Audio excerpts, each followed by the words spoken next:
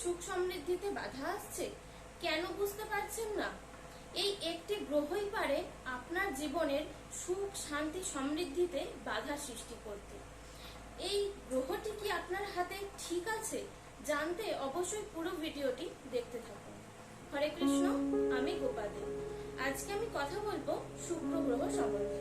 শুক্র শুভ হলে জাতক বা জাতিকা রোমান্টিক প্রকৃতির হয়ে থাকে, দাম্পত্য জীবনে বোঝাপড়া ভালো থাকে, সম্পর্ক গভীর হয়, নীরব হয়, একটা শিল্পীসুলভ মনোভাব তার মধ্যে থাকে, সুখ সমৃদ্ধি থাকে।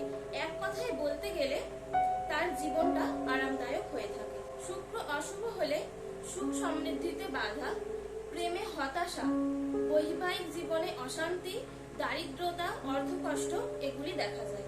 শুক্রের এই খারাপ প্রভাব থেকে নিজেকে বাঁচানোর জন্য অবশ্যই কাজগুলি আপনারা করতে পারেন। পরিষ্কার পোশাক পরিধান করতে পারেন, নারী জাতিকে সম্মান প্রদর্শন করা, সুগন্ধি ব্যবহার, বিবাহিত মহিলাদের প্রসাধনী দ্রব্য দান করা, এগুলি করলে এই শুক্রের অশুভ প্রভাব থেকে অনেকাংশেই নিজেকে বাঁচানো যায়। হরে কৃষ্ণ।